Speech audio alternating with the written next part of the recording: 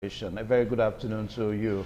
My name is Evan Sunokoge. Well, when we talk about Donald Trump in the past few months now, it's something that is been so much about African issues, and the way Donald Trump has always reacted and said things about Africa as a continent has been so disturbing. Now, recently, we understand that he has said that the United States of America is not going to be at the G20 summit, which is intended to start on Saturday. That's only 22nd of this month of November through to the 23rd. That's just a one-day summit in Johannesburg in South Africa. Well, he has said that the U.S. is not going to be there, and world leaders are already making reactions and counter reactions. Well, on this program today, we're going to be looking at the first ever summit, G20 summit, that is going to be held in Africa. And we understand that when we talk about the G20 now, we're talking about a group of some 20 nations of the world. And it is an international forum that brings together the world's leading economies to discuss global economic issues. And it consists of 19 countries and the European Union, and they're representing about 80% of the world's GDP and two-thirds of the population. Then also we understand that the G20 summit aims to promote global economic growth, stability, and cooperation, addressing issues like trade and investment, and also addressing issues like financial regulations and also climate change, among other issues there. Issues of development are also discussed when it comes to the G20. Now, the nations that make up the G20 are Argentina, Australia, Brazil, Canada, China, France, Germany, India, Indonesia, Italy, Japan, Mexico, and Russia. And the others are Saudi Arabia, South Africa, and South Korea, Turkey, United Kingdom, and the United States, and also European Union. So these are the 20 countries that make up the G20. Well, unfortunately enough, Nigeria is not among, but for the fact that the African continent is there, and also South Africa is also there. I think when we begin to talk about the G20 now, whatever happens to the African continent, then of course it will spill over to Nigeria. So on Saturday, there's going to be the G20 summit in South Africa. Now, how will Africa as a continent benefit from this now? What does it hold for the African continent? That's what basically we're going to be talking about today on the program African Discourse. And to look at all these issues with us today, we are so privileged to have a guest. Ahmed Momodu is going to be joining us virtually this afternoon all the way from Houston. That's the United States of America. He's going to be joining us. Anyway, let's quickly see how some of the issues are now. Talking about the G20 summit, some of the information that we are following.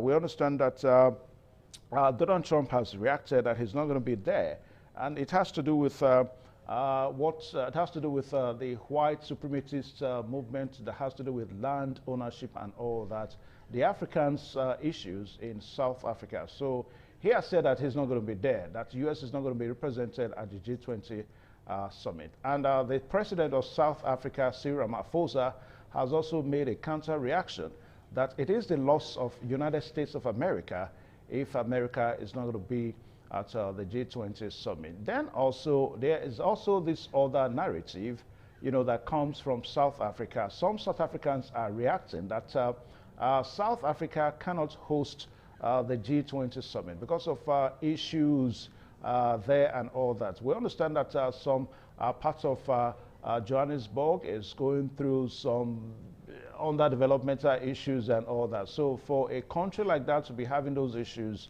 and thinking of hosting the G20 summit is questionable. Remember I told you that when we talk about the G20 now, we're talking about countries, 20 countries, 20 countries in the world, economic superpowers of the world coming together to be together as a group. Well, later on, we're going to be looking at some other issues as it relates to the information that we need to gather. But quickly, let us welcome our guest on the program this afternoon, Mr. Ahmed Momodu, who is joining us virtually from Houston, all the way from United States of America. Mr. Ahmed Momodu, good afternoon. Good morning, Evans. I greet you and I greet all the viewers and everybody over there in the studio. Thank you for Yeah. having me on the show. Okay, you're welcome. Now, Nigeria may not be part of the G20, but for the fact that it resides in a continent that is fully represented when we talk about the G20, obviously, whatever happens, to the G20 somehow will snowball into our developmental space as a country. But away from that now let us look at South Africa hosting the G20 this year, 2025 edition of the G20. Now, how do you see it? What's, at the end of the day, what do you think is going to come out from the hosting? Again, thank you for having me and giving me the opportunity to share some of my thoughts on this issue.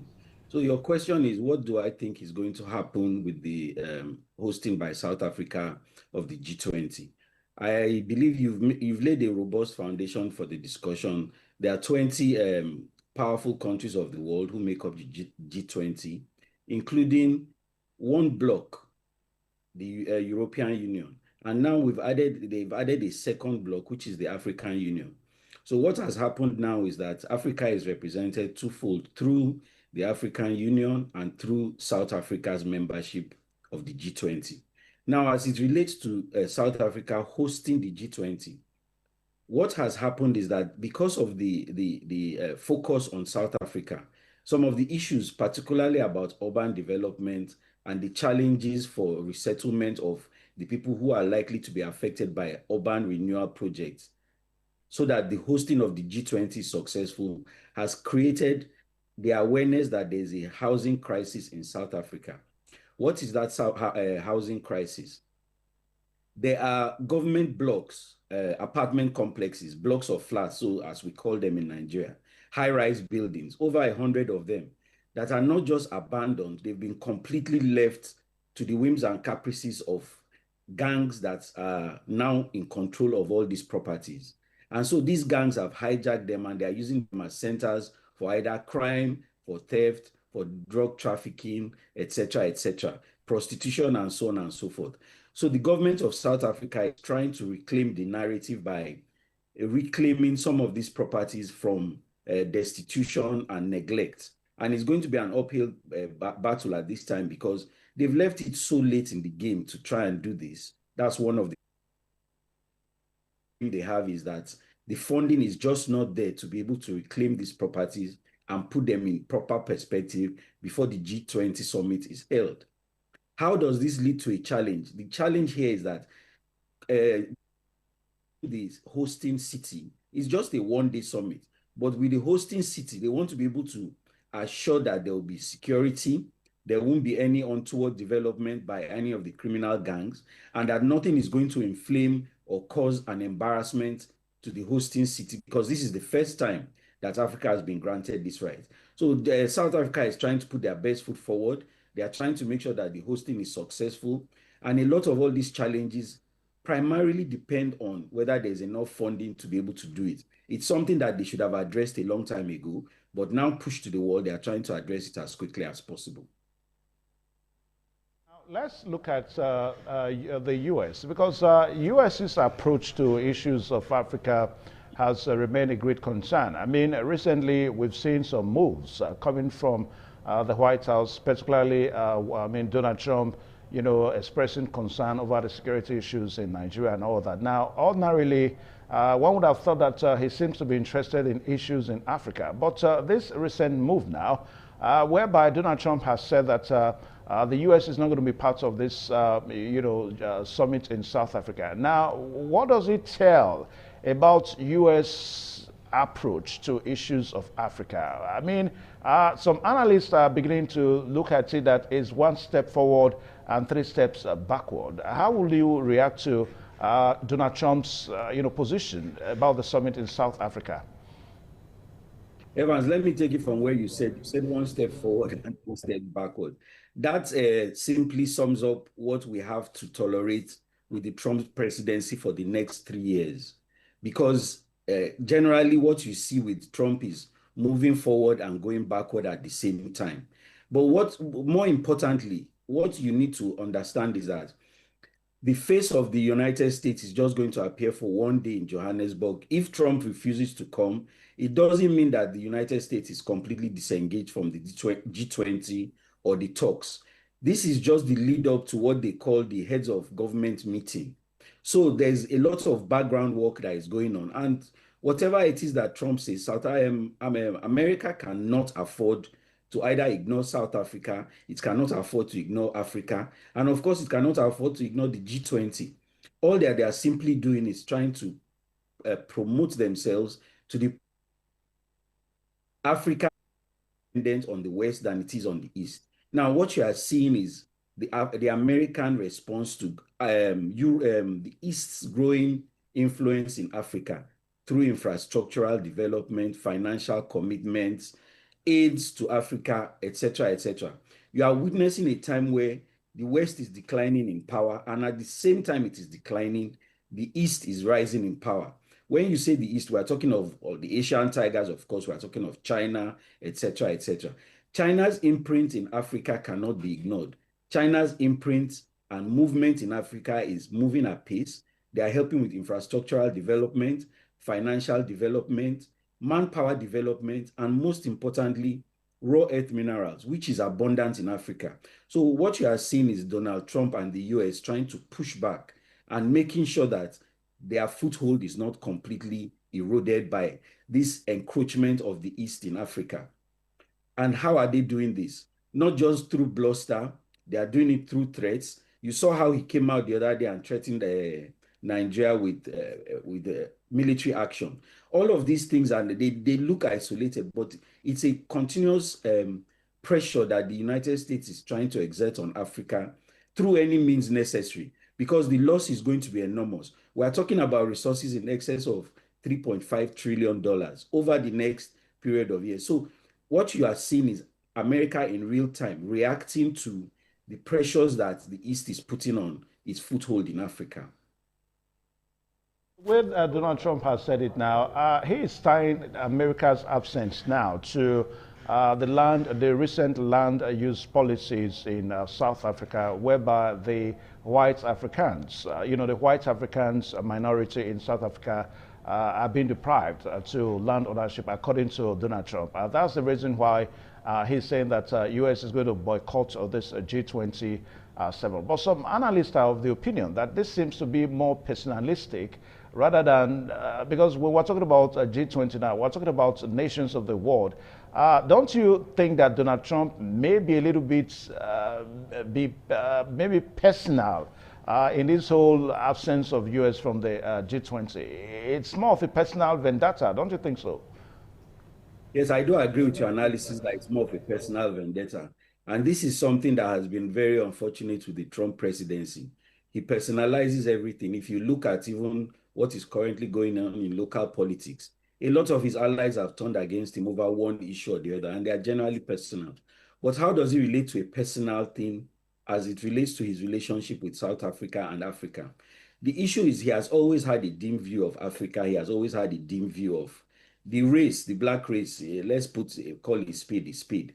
His documented history of not just racist comments, but even racist actions as it regards to Africa and Nigeria. He famously called Nigeria a country of, I don't even want to repeat that word, but going beyond that, rather than engaging diplomatically, what you find with a Trump presidency is personal attacks. If you recall how he personally attacked the president of South Africa when he had him in the White House the other day, he went to the extent of even telling the Liberian president that he speaks English well, as if he's not even aware that Liberia is an English-speaking country. So what you are seeing is not just the personal approach that Trump has, which is sometimes very caustic, very buffoonish, very undiplomatic, but it now comes down to a point where he wants all the world leaders to come to him and seek approval from him before making their decisions, which a lot of African countries are pushing back. Nigeria is pushing back. South Africa is pushing back. A lot of the Sahel countries are pushing back. They are saying that we are independent, sovereign countries who will make decisions in our best interest. Let us not also ignore the fact that recently, a lot of these countries have been moving towards the BRICS countries. And the financial movement means that the stranglehold that the United States has had on the world through the dollarization of the world economy is gradually slipping. We've had situations where even Nigeria, as you will probably be aware, has had trade relations with China, for example, where rather than using the dollar as the median currency, we are now directly trading in yuan, and it is going on in other countries. So rather than engage diplomatically and offer something better than what the East is offering, Trump has decided the best thing is to go around bullying everybody. And a lot of these countries are not having it. We are going to assert our independence. We are going to assert our sovereignty. And you are going to see more of this as it keeps on going. And hopefully, sooner than later, he will come to an understanding that this is not going to fly. We need to be engaged as partners, not as underdogs. Okay. All right. So the program is still African Discourse on Independent Television, and our special focus this afternoon is looking at the G20 summit, whereby South Africa is going to be hosting the world. G20, great nations of the world, made up of 20 countries, superpowers in terms of political power and, of course, economic powers of the world. So they're going to be in South Africa, in Johannesburg on Saturday. It's just a one-day summit, Saturday, Sunday of this month of November 2025. All right, so we're going to take a short pause now. Then when we return, we are really going to look at what this means to Africa as a continent. Now, some persons are already making their postulations that it is the time for Africa to leave the sidelines. I mean, this is a pure leadership for Africa now, to maybe now define the political policy of the world or economic policy of the world. So we'll take a short pause. When we return, we're going to be looking at all of that. So we'll be right back.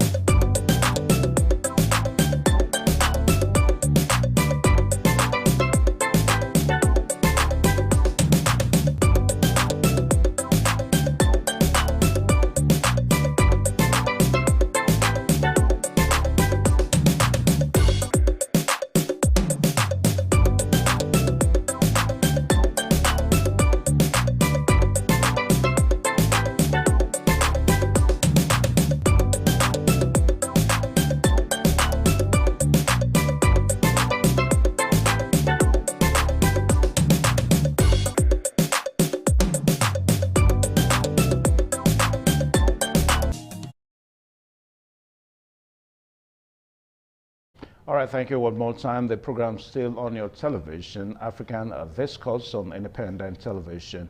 And our focus this afternoon is looking at the G20 summit in South Africa, whereby South Africa is going to be hosting the world. And that's a very good one. Now, against the backdrop that nothing good can come from Africa, those are some of the talks that we hear when we hear, how economic analysts and political analysts tend to describe the continent Africa. But away from that now, Ahmed Mamadou, let us quickly look at what this actually means for the continent. Because a while ago, I just said that it is perhaps time for Africa as a continent now to leave the sidelines, to take the world in terms of leading the world political policies and economic policies. Now, the big question we ask to that is, Do you see Africa as a continent as being able to fit into that shoe? I mean, let's say from this summit now that Africa would rise up to lead the world in terms of political leadership or economic leadership. So this is a good question, Evan. So let us address it from 2 points of view. We'll talk about the economic, like you rightly pointed out, but more importantly is the commodities leadership. Now, what has happened is that we've gone from being on the menu to actually being on the table. What this means is that now Africa can promote itself.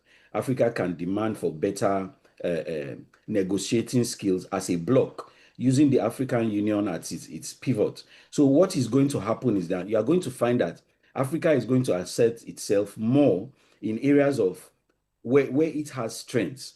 Let me give you an example. There was recently a study that was conducted, and it said if there's going to be a third world war, it's going to be about natural resources.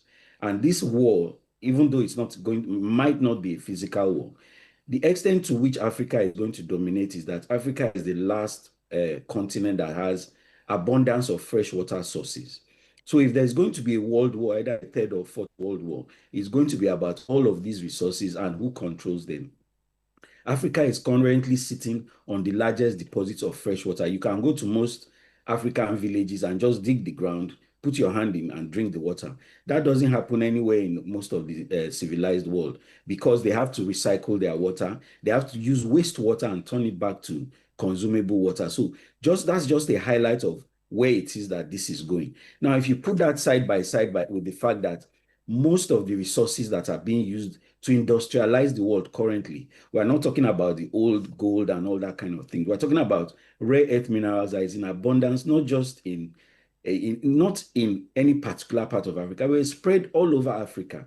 We have the abundance of it in Nigeria, we have the abundance of it in South Africa, and so on and so forth. So what you are seeing is the opportunity for Africa to assert itself, to insist that when there's any discussion about Africa or the future of Africa, it has to be involved, not just involved, but to have a say and a direction and an input that is more fundamental than just being directed in which direction to go. Now, this is going to happen in ways that we had previously not seen happen. Africa is going to be part of a global economy that is going to be robust and is going to open up the whole of Africa to negotiations with former superpowers on a level, on a one-on-one level, not on a master-slave level, but on a one-on-one level where they have to come diplomatically, they have to come open-handed, they have to come sincerely, because there is the counter of the East, there's the counter of the Asian tigers, there's the counter of China, who is going to be watching and going to say, look, if they offer you this, we are going to offer you Z. If they offer you A, we are going to offer you B. And that is the level that Africa is going to be. We now have access to global finance. We have access to some of the loans that have been outstanding back from colonial days. We even have access to renegotiate some of these loans. So it's a whole vista of things. It's impossible to sit down and enumerate everything. But what needs to be taken away is that a new dawn has come. Our voice will be heard, not as underdogs, but as equal partners who have something to bring and something important to say. This is perhaps not the first time that we are having Africa as a continent meeting the world. I mean, most times we see the UN General Assembly, like the last one whereby United Nations celebrated 80 years anniversary. Now, some African countries, most African countries, I should say, were there. Nigeria was there, represented by the Vice President. Now, most times when Africa as a continent and maybe its countries go to, a forum whereby they meet other nations of the world, you hear of debt relief and all that. Now, most analysts are not too comfortable with that. And perhaps you may also want to agree with us on this program today that the superpowers of the world are not too comfortable with that. Now, what I'm trying to say is that whereas you hear, superpowers of the world, giving advancements that they have made in terms of economic advancements on the global scale and all that. But on the other side, you hear African nations pleading for debt relief and all that. Now, I want you to look at that vis-a-vis what seems to be a major problem to the continent now. I mean, we talk about the trade imbalance in Africa today. I mean, recently we saw Donald Trump coming in as the U.S. president, how import tariffs, being increased from certain percentage, shooting above 15–18% for African nations. So with all these countries, with all of all these issues, do we see Africa as a continent taking something out at the end of the day after this summit? So one thing that cannot be overemphasized is that with these emerging economies, particularly with the strength of the commodities that we are bringing to the table, it gives us a lot of leverage. It gives us a lot of bargaining power. How we choose to use that bargaining power and how we choose to leverage on some of these advantages is what is going to have to challenge the minds of the African elite. We are talking about commodities in excess of trillions of dollars that Africa currently sits on. You mentioned debt profiling, you mentioned debt restructuring, you mentioned also the history of debts. Now, there was a study that was held in the US some time ago, and then they came to the conclusion that if the United States had to pay back for slavery, for example, we'll be talking of excesses of trillions if they had to pay any kind of reparations. So on the back of this is the leverage that Africa has to say, yes, we do owe you some money, but how are we going to be able to move forward if this debt overhang does not allow our economies to grow? We are not able to build infrastructure. We are not able to develop human capital. And this overhang is so crushing that it affects the GDP of the countries advertently, and it reduces our ability to make growth for our people. These are the discussions that Africa has to champion, and we have to come at it with a clear-headed approach, because whether they like it or not, there is so much that Africa has in abundance that the world is coming to look at. Just the fact that it has agreed to come to South Africa and allowed Africa to host this event is an indication of where they are going. On a countermeasure, there's Turkey that is pushing against Africa. There's the East that is pushing against Africa. There's India, Russia, there's China, the EU. All of these are contending forces that the G20 has to understand that we have partners that we can discuss with in the event that they are unable or unwilling to make the provisions that we need so that Africa can develop for Africans. So we are at an advantage, but it has to be a conversation that has to be had openly, intelligently, and with a clear focus on making sure that we are getting what we deserve and not what they are willing to give. All right, so we'll go for another short break. Don't forget the program is still African Discourse on Independent Television. We'll be right back.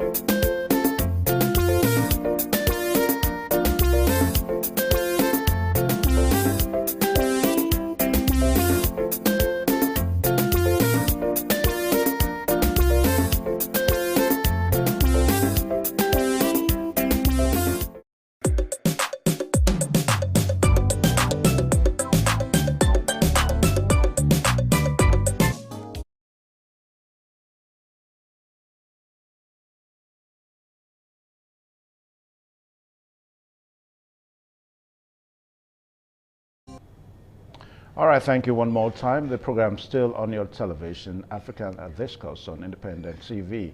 Now, we are looking at the G20 summit that is going to be on Saturday in South Africa, in Johannesburg, to precise, whereby Cyril Ramaphosa, their South African president, is going to be hosting other nations of the world. Our guest this afternoon is Ahmed Mamoudou, join us virtually all the way from Houston in the United States of America. Now, Ahmed Mamoudou, little wonder, what do you think? We started by looking at the absence of U.S.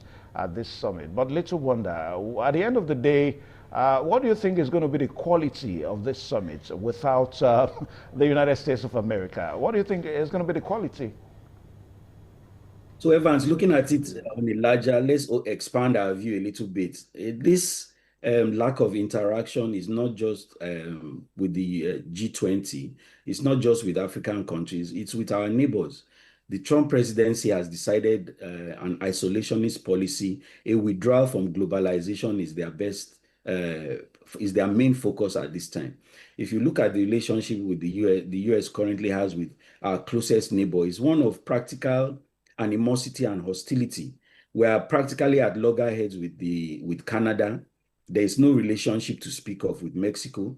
And even some of the other South American countries have been completely, he constantly deprecates on them. He calls them countries of low quality, where they export their worst characters to come and invade the US. So it's not just, it's all around the world. Look at the relationship that the US currently has with most other countries around the world. There's all this animosity, there's this hostility. So I think the world has come to an understanding that for the period that Trump is the president, they need to look beyond the US to look for other partners that are willing to engage better, engage more robustly, engage more diplomatically, rather than this ad hoc engagement where people are called names and bullied and threatened with some kind of military action or the other and coerced. So we are looking beyond, the world is looking beyond America's control of resources, America's control of either the diplomatic channels or the economic channels or even the financial channels. By de-dollarizing, we have the BRICS trying to bring out their own currency. EU was trying to promote its own currency at a time. And then we have bilateral countries that are trying to trade one-on-one and cutting off the dollar. So the impact of all of this is the pressure that you are seeing that is being applied to the American system, and is the response that you are seeing that Trump is putting out, where he's trying to kick back at the isolationist policy that he's putting, and then getting kickback, and then refusing to be cowered into the position that he has put himself. So this is going to continue to happen at least for the next 3 years. So we are going to see other countries from the influence of the United States directly or communicating directly. That's what is going to happen, in my opinion. A while ago, you were like looking at practical challenges, practical issues in South Africa, whereby, as it's told now, that South Africa faces a huge amount of infrastructural problems and all that. Now, some analysts are of the opinion that perhaps South Africa wouldn't have accepted to host this summit because at the end of the day, I mean, the whole world coming to South Africa now. At the end of the day, it may mean that South Africa may not be allowed to host a future, international gathering. I mean, going by the position of things in South Africa. What is your take on that? So Johannesburg is more of an economic capital of South Africa than the political capital. So there's that. And then there's also the fact that there's no country in the world that is completely isolated from having this kind of infrastructural challenges, housing challenges. If you even come to the United States, there are cities in America where, for example, if you go to New York, there's the Bronx. That's a slum area. But when you are hosting something on this level, there's the dual challenge of not just projecting your country, but using that opportunity for infrastructural development. So what is going to happen is that the world is going to come to South Africa, and a lot of the challenges that South Africa has is going to be highlighted, and it's going to give them the opportunity to discuss with other partners in ways to develop some of these infrastructural deficits. So it's a two-pronged approach. South Africa, yes, has a housing problem. Yes, they do have infrastructural problem. But as they invite the world to come and see, they're also going to tell the world that these are the opportunities that are available to you if you want to come and invest. Now, imagine if one of the Asian tigers, for example, let's say Taiwan, decides that they want to invest in the infrastructure or the housing development. Because like I pointed out earlier, we're talking about over 100 housing developments that have been taken over or have been completely abandoned, but they are in the city center. They are very economic, they are very strategically placed, they are also an avenue for development. So it's a two-pronged approach. And I believe that South Africa is going to use this opportunity, not just to showcase the opportunities that they have, the challenges that they have, but to be better for it. If you remember when Brazil wanted to host even just the World Cup the other time, they had to develop the slums, they had to develop a lot of areas. So it's not a challenge that is unique to South Africa or any part of the world. It's something that happens across the continent, but the governments must be seen to be doing something and be using that opportunity to develop the country. All right, so we understand that 2 years ago, 2023 to precise, India hosted the G20 summit, and India is also going to be at this summit. So I don't know, but analysts are perhaps of the opinion now that the hosting of the G20 somehow brings some economic relief and all that. So would we want to say on this program this afternoon that I think right from 2, 3 years or 5 years down the record now, India's economy, their political, space and all that seems to have improved. So is it in any way connected to hosting the G20? Well, in terms of the fact that it highlights whatever the opportunity, the investment opportunities are, and it attracts foreign investors, there is also the showcasing of what is possible in an economy. Now, one thing we need to keep on emphasizing, Evans, is that we have what is known as a youth boom. Africa has the largest population of the growing population. It has the largest population of the youth population. All these things are domiciled in Africa. If you recall, a lot of Western countries, they warehouse or they outsource a lot of their international operations, voice operations, let's be specific, voice operations, internet operations, out of office operations in Africa. They do it for Kenya, they do it for India, they do it for Turkey, etc., etc. So as Africa becomes more and more attractive for some of these investment destinations, you are going to see an improvement in the lives of the Africans who are involved in these areas. Let us focus on things like the internet and the boom that brings. A lot of outsourcing is going on. A lot of outsourcing is going on, not just in Nigeria, it's going on in different parts of Africa. So this is going to be South Africa's opportunity to showcase the talent it has, the youth boom it has, the infrastructural development required for it to be a good partner in development, and then to even depopulate a lot of other developed economies. So there are even economies in the world who are developed, for example, Italy, that has a population growth that is almost depressing its own growth.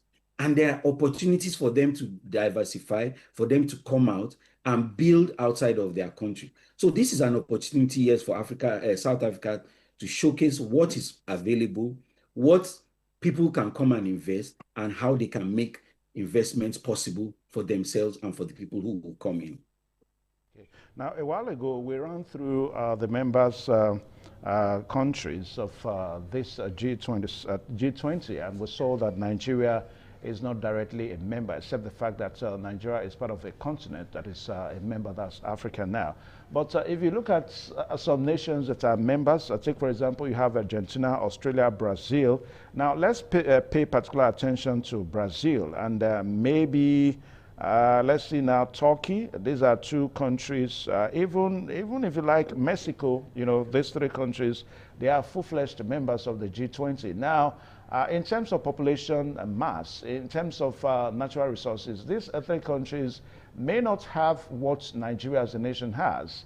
Now, what are we going to suggest for our country, Nigeria, to be a direct member of the G20? I mean, if we have nations like Brazil, like Turkey and Mexico being direct members, Nigeria is not, direct member. So what are we saying about Nigeria?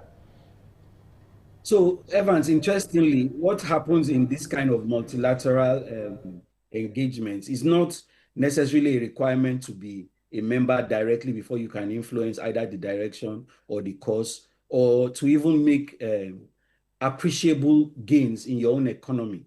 The countries that you mentioned rightly, if you also want to recall, they are also members of BRICS. Nigeria is trying to be a member of BRICS. We will continue to push, of course, to be a member of the G20 and expand it. But in the meantime, our voice is united in the African Union. And there's no way that you are going to talk about the influence of any country in African Union without mentioning Nigeria. If not first, second, at least we will be the third. So we can also find our voice, we can also find our direction, we can also find interest and push our narrative through the African Union. And I'm sure that with the membership of the African Union as an equal partner in the G20, our voice will not be lacking, our interest will not be lacking. All it takes is robust engagement and to continue to push our leadership in the African Union and by proxy, leadership on the seats of the G20. Nigeria has a robust economy. Nigeria has a very large youth population. All of the things that the G20 is trying to find in the larger Africa, Nigeria has in excess and in abundance, all of these things. We have the rare earth minerals, we have the population, we have the size, we have the intellect, we have the youth development, we have capacity. So Nigeria is actually even is a mirror focus of what the G20 is looking for in Africa. And we must continue to process and push our power through the African Union, and then everything will be successful. Going with time, of course, going with time, we need to look for membership. That is somewhere along the line. But let us use this current opportunity to make our voice heard through our seats in the African Union and G20. Yeah, but Momodu, now, why don't we also look at something that we seems not to be paying attention to as a country, and even perhaps on this program, we seems not to be paying attention to it. I mean, we are looking at the SDG goals, the Sustainable Development Goals. Now, recently, we understand that this is 2025, and the SDG goals is supposed to the limits of it now is supposed to be at 2030. That's about 5 years from now. Now, recent studies have shown that while most nations of the world have actually attained these SDG goals, Nigeria is still far from it. I mean, when we talk about most nations of the world now, obviously we're talking about most G20s of the world, most nations that are members of the G20. Now, Nigeria is not close to the attainment of the SDG goals. We are talking about Sustainable Development Goals, and SDG goals seems to be the major thing that is being used to see whether you can be a member of the G20 or not. We are not close to it. This is 2025. 5 years from now, most nations would have left the G20 goals and maybe talking about other things. Nigeria is nowhere to be found when we talk about the SDG goals. So what should we do? What do you think are the issues? So the challenges that we have are not unique to Nigeria. We have challenges for the development, sustainable development that are institutional, not just institutionalized. There's a challenge in development across all of Africa. We have a situation where our booming population, sometimes lack of industrialization, even carbon emissions. We're talking about challenges like how to develop sustainably in a way that also allows us to harness our own raw materials. Use, for example, in this analogy, most of the countries that are currently SDG compliant, they had growth that allowed them to come through places that we are not allowed to use. For example, the United States developed on coal, and then it moved to other minerals before it moved to nuclear, and now it is going back to make sure that everything is with developing the world sustainably. We cannot just jump leapfrog from where we are to where they are without getting some kind of transfer of knowledge, transfer of technology, and they are withholding a lot of these things. So these are conversations that we have to continue to have. These are conversations that this kind of platform allows us to have with other countries and tell them that, look, we are falling behind, but we need your assistance, not just financially, infrastructurally. We need your clean technology that will help us to grow and will help us to attain sustainability that will allow us to be members competing on an even scale with other members of the country. Nigeria has a lot of work to do. We have 5 years to catch up. I don't see us doing it, but I see us being on the path of sustainability if we engage through the EU, which is currently our seat, and make sure that these goals are continuously are highlighted by the current administration and pushed through. Talk about the current administration, but some analysts are of the opinion that the current administration seems to be focused more on how to retain, power. I mean, the 2027 presidential election. You take 2027 from 2025, that's about 2 years from now. And that is perhaps going to be just 3 more years to the time limits of the 2030 Sustainable Development Goal year. So my fear, and perhaps the fear of some analysts, is that Nigeria may not even be there. You may have said that some of the factors that would have enabled Nigeria to attain these SDG goals are being hoarded by developed nations. But you and I know that most of the issues are self-inflicting. Self-inflicting is that from the way things are back home, Nigeria seems not to be on the right track. Nigeria seems not to even be moving towards making desperate attempt to attain these goals. Don't you think so, Ahmed? So Evans, it's important to remember that as far as politicians are concerned, once they win one election, they've started preparing for the next election. So I think you are even late in your calculation in saying that we have 2 years. The present administration started calculating for 2027. Immediately they won the last election. So, but how does Nigeria fit into this narrative, and how do we gain? What we need to do is to keep on, there's the institutionalization of some of these developmental goals. And we do have a lot of institutionalized, let's call them bureaucratic structures that are pursuing these goals. Even though we are falling short, we still have strides. We're still headed in the right direction. Now, government is a continuum. We don't expect one government to be able to meet all the developmental goals and attain them before its termination. But as long as there are strides in that direction, then we have a pathway.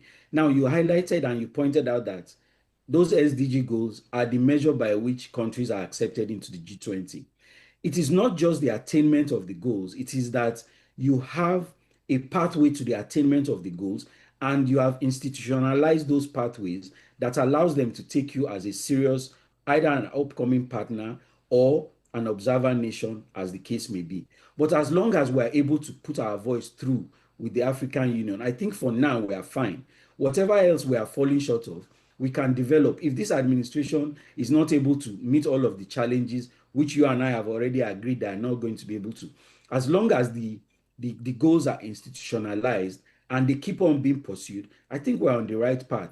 Rome was not built in a day, and Nigeria will not be built in a day. But if we keep asking the administration to do what is right and ask our governments to continue to push us in the right direction, I see us getting there one day. It might not be next couple of years, but eventually, with what Africa needs, what the rest of the world needs from Africa, they will continue to look for partners. It might not be partners in places like the G20, but also even on a bilateral level. Now, you cannot put away from the fact that some of these member countries also engage Nigeria and Africa on a bilateral level outside of all of these formal joinings of the G20, the United Nations, EU, etc., etc. So there's also that. We have a relationship with Turkey. We have a relationship with Mexico. I think they even just recently started direct flights to Brazil. Argentina is in scope. When you're in Brazil, you are practically in Argentina. So some of these things are on a bilateral level, and we need to keep on pursuing as many of these avenues as possible that allow us to better the lives of our people. So as the whole world, I'm tempted to say the whole world. Well, even if I say the whole world now, somehow I'm correct.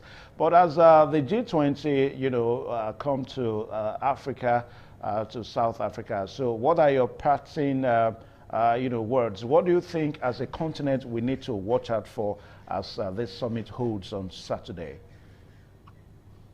So this is very interesting. What are we going to be able to take away from this summit? we need to be able to let the world know that we are finally on the table, and this table, we are going to ask for our own share. We are not going to be apportioned what they think is necessary for us. We need to come out clearly. We need to come out with a voice. We need to come out with a clear and concise voice. We are not going to divide ourselves into 55 countries asking for 55 different things. That's not going to work. That's not going to help us. We need to be able to come out in one direction and use the the African Union mandate, and say, this is what is the most pressing thing for the continent at this point in time. I believe that one of the things that they are going to pursue is some kind of debt rescheduling, access to multilateral loans from some of these multilateral donor agencies. They are also going to look for reduced terms, reduction in the interest rates. They are going to look for avenues of the migration. There are so many issues that affect Africa as a whole that this is going to give us an opportunity to speak as one voice. We are going to talk about some of, if I was there, I would talk about some of the inherent problems that Africa has had as a result of colonialism. So some of these are conversations that need to be had in a robust fashion. But more importantly, I think at this initial juncture, because this is going to be an annual thing. Thank you, Ahmed.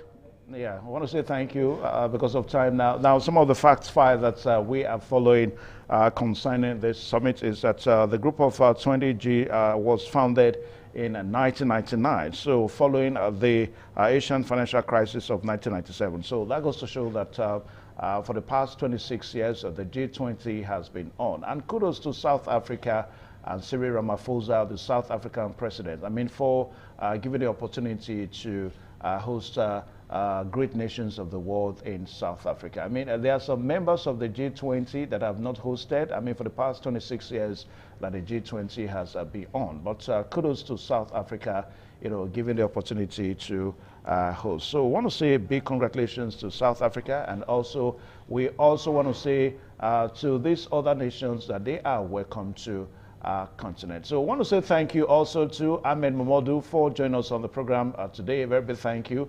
Your contributions have been so educating. Thank you so much for the program. Well, this is where we end the program today, African Discourse on Independent Television. Until same time next week when we return with another topic and with another guest. My name is Evan Sunokuge. Good afternoon.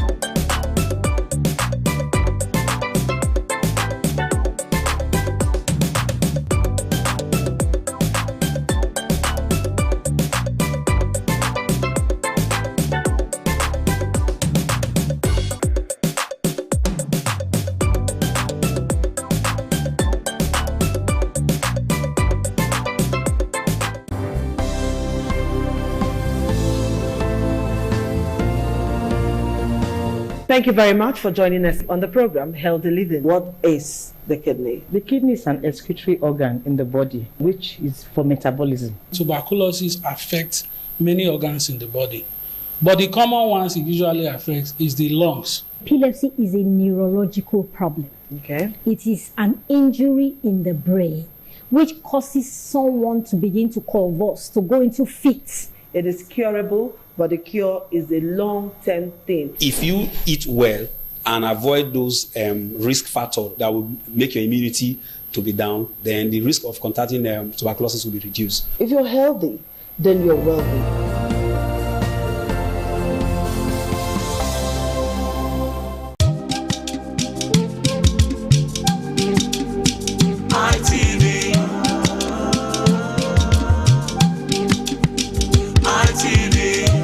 ITV, certainly the best.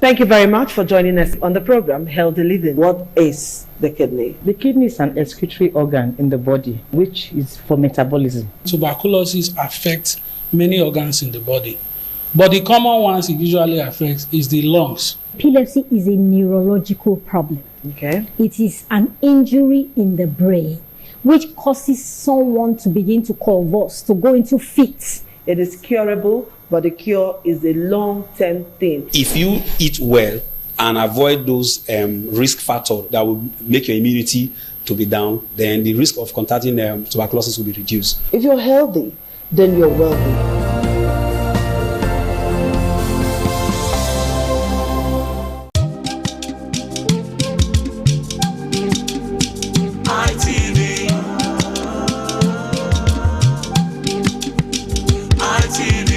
ITV, certainly the best.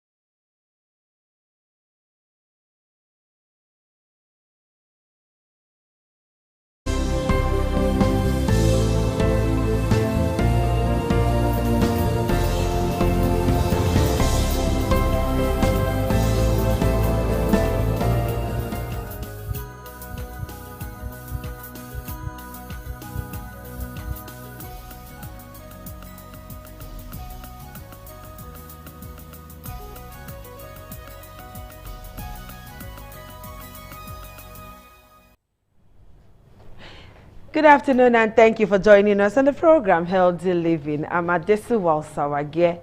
Today I did say that we're going to have a part 2 of what we started last week, which is erectile dysfunction. So we had Dr. Jelly Nosai Guma with us last week. He's the CMD of Jonas Medical Center. And he's still here today to conclude what we started last week. Dr. Jolly, it's a pleasure to have you join us today. Thank you. And I hope we're going to take it easy on the scientific names and all of that. Yes, we'll try as much as possible. Okay, so we're here. We started sexual dysfunction last week, and we did say that today we're going to open our lines to enable you call in to ask doctor questions. Okay, let me put it this way: not be thing of shame, all right? If you know the right place to go to. But when you keep unto yourself, at that time the shame will climb you. There is a doctor here. There is no point in you taking aphrodisiac. There's no point in you taking a herbal medicine just to get your kick started. No. It will come naturally, if only you're going to be true to yourself. So, Dr. Jolly, before we start taking calls, can you just do a run over of what, a recap of what we had last week, what sexual dysfunction is, how it happens, and all of that in, say, about 5 minutes? Yes. Erectile dysfunction is a problem of the man, but it's called for concern following the fact that the woman will have to complain when the problem becomes persistent. Another name for erectile dysfunction is called impotency. And by medical definition, we say impotency or erectile dysfunction is the inability to achieve erection or sustain it long enough for a satisfactory coitus. It therefore means that some men experience this inability to achieve erection or sustain it for a satisfactory coitus. And this problem could be lifelong. In lifelong erectile dysfunction, it means that right from childhood to the present stage of the person concerned that suffers this condition, the person has never gained an erection. That is a lifelong erectile dysfunction. It could also be an acquired thing. It therefore means that this person has a good erection over time. And recently, or after some time, there is now failure in achieving this erection. That's what we call the situational type. Not only that, erectile dysfunction can also be generalized, and it can also be situational. It generalized, it therefore means that irrespective of who the man is with, whether the wife or the side chick, as the case may be, the erectile dysfunction is persistent. Whereas in situational erectile dysfunction, therefore means that the man may suffer an erectile dysfunction when he's with the wife and achieve a good erection when with a prostitute, as the case may be. That's what we call the situational type. And erectile dysfunction has different causes. A man that suffers an erectile dysfunction, we can be able to define the possible cause of this problem. And this problem could be physical, and it could also be psychological. If it's a physical cause, it therefore means that the physical cause could be due to neuropathic problem or a vascular problem. And if it's a vascular problem, it therefore means that the person may have a problem with blood flow within the body. And if this person suffers what we call arteriosclerosis, or a condition whereby there is a fat clog around the blood vessel, this may impede proper blood flow, usually to the penile area that will enable one to achieve good tumescence or good erection, as the case may be. Not only that, it could also be as a result of endocrinopathy. A man that has diabetes, the commonest cause of erectile dysfunction in male is diabetes. One of the complications of diabetes is peripheral neuropathy or essential neuropathy, as the case may be. Not only that, people that have chronic kidney disease, either renal failure, such person may suffer an erectile dysfunction.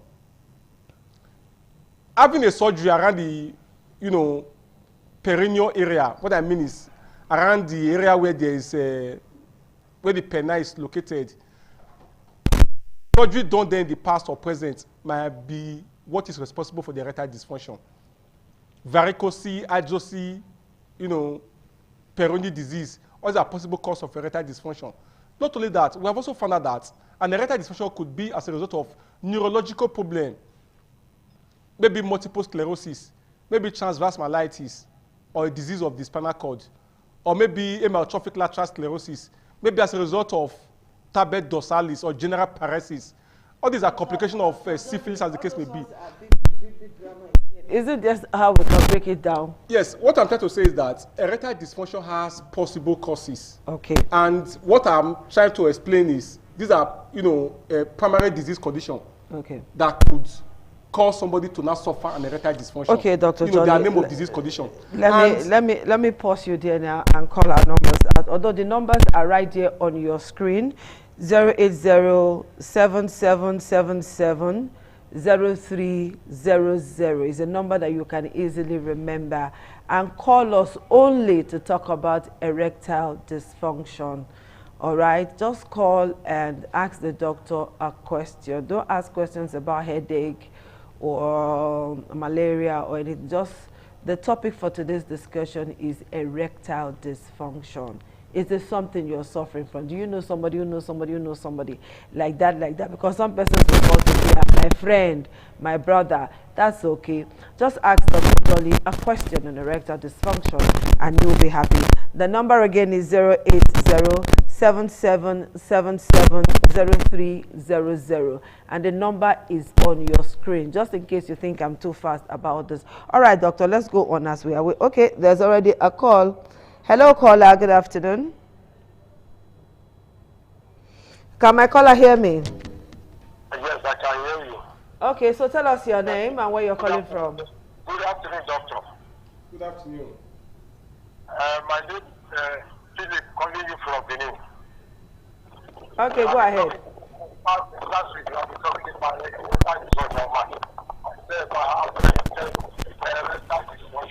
for the past 5.5 years, I have never had an erection. For the past what? For the past 5 years, now more than.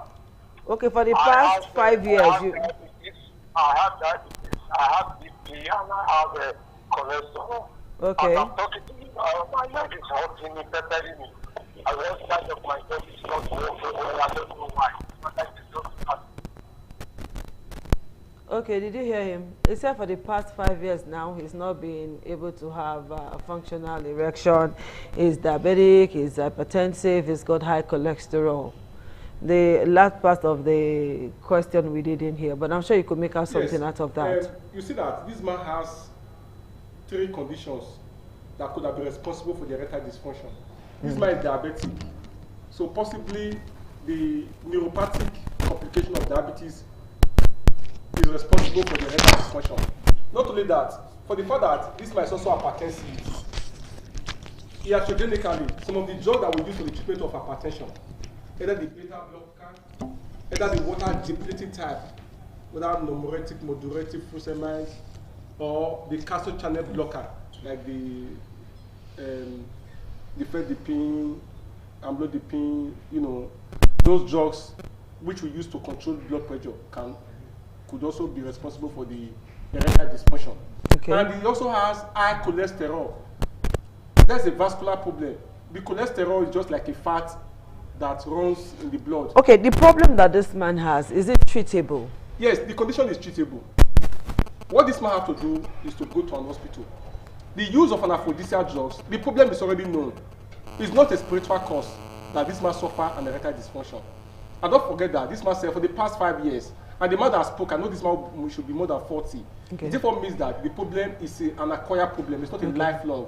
It's not maybe said since he was born, he has never achieved an erection. He said 5 years ago. So when he presents to an hospital, possibly, if the most incriminating cause of this erectile dysfunction is the drugs that he's taking, maybe he's taking any of those drugs. What if it's the diabetics? Yes, for the diabetes, when the diabetes is properly controlled, there are also answers that the man can be given.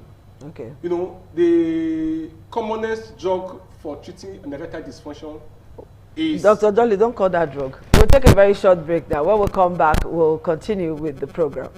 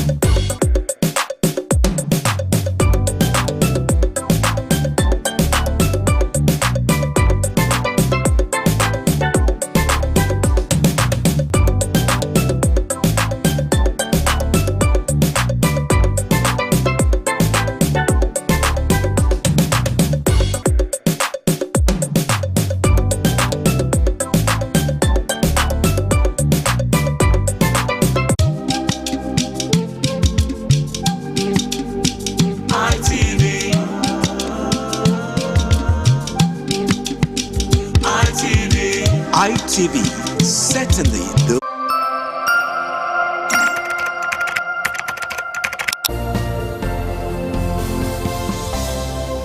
The number remains 080-7777, that is 470300, and that number is on your screen. All right, do give us a call. Dr. Jolly is very much here and he wants to talk. So Dr. Jolly, a man who is diabetic can have erectile dysfunction. Can that be cured? Before you answer, let's quickly take this call. We don't want to keep our callers waiting. Hello, caller. Good afternoon. Good afternoon. Okay, who are we speaking with, please? I'm speaking with Agnes. Okay, Agnes, go ahead and talk to us. The question I want to ask is that when blood is coming out from the nose. When blood is coming out from the nose? What causes that? Okay, what we're going to do for you is that we're going to consider that topic, and one of these days we'll bring a doctor to come and talk about that. But today we're talking about erectile dysfunction. Is that all right? Okay. All right, for those of you who want to join us via our social media handles, you can do that on www.itvradioNG.com/live. You can follow us on all other social media platforms, on Facebook, on X, on IG, YouTube, and TikTok at ITV Radio NG. All right, Dr. Jolly, let's see if this call is going to be talking about erectile dysfunction. Hello, caller, good afternoon. Hello, good afternoon. All right, we missed that call. Dr. Jolly, I asked a question if somebody who is diabetic and is suffering from erectile dysfunction, if that can be cured, and Yes. how long?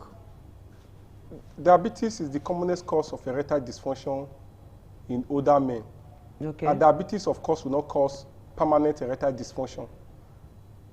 Some are reversible. What it means is that if the diabetes... Some, not all now. Yes, it depends. For a man that is already 75 years and above, as the case may be, and he has been diabetic for a long time, and the erectile dysfunction has also been a prolonged thing, of course, that may not be reversible. Okay. But presentation on time is very important. It's a good key in treatment and, actualizing good prognosis. What I'm trying to say is that when you are diabetic and there's a complication of erectile dysfunction, of course, it's reversible. When the sugar level is well. Okay, hello, caller. Hello. Hello, good afternoon. I'm calling from the State. What is your name, please? Okay, go ahead with your question. All right, I'm sure this caller just wanted to hear his own voice. Okay, go ahead, doctor. Yes, and when the sugar level is well controlled and some medication is also given that will, increase proper blood flow to that area, of course, this man can revive back and have a good erection. Okay, let's take this call. Hello, caller, good afternoon. Good afternoon. Please tell us your name and where you're calling from. My name is Mark. I'm calling from Obito. Okay, go ahead with your question, please. One day I was listening to this radio Doswella, and they told me that if you have a shortage of the testosterone, it could also be a reason for erectile dysfunction. There's a shortage of what? Testosterone. Okay, testosterone. Yes, that is true. When there is a hypogonadism or there is low level of testosterone, that could also be responsible for erectile dysfunction. Okay. All we just need to do, because erectile dysfunction is a problem that affects men, and I will tell you that, according to statistics, 3 out of 10 men suffer erectile dysfunction. Okay. But it's graded. There are some that are situational erectile dysfunction, and there are some that are generalized. And when somebody presents with an erectile dysfunction, there are laboratory investigations that have to be done. We have to do a prolactin test. We have to do gonadotropin test, which include the luteinizing hormone and the follicle-stimulating hormone. There are tests we have to do to see if actually there is an hormonal aberration. And if, for any reason, there is an hormonal aberration, or maybe like, for example, there's insufficient testosterone, with testosterone replacement, this person will gain back his erectile. But unfortunately, most people will not want to go to hospital. You'll be looking for somebody who is your neighbor, you have quarreled with, and the person that is doing them. And it's also important to note, somebody that suffers an erectile dysfunction, we ask if there's a coexisting problem. Okay. Is there a loss of libido? Okay. Somebody that has a low testosterone will also have loss of libido, as the case may be. Okay. But if the libido is intact, most likely it's not as a result of testosterone insufficiency. Okay. All right, let's pick this call now. The person has been calling persistently. Hello, caller. Good afternoon. Good afternoon. Please reduce the audio level on your TV set so that we can hear you.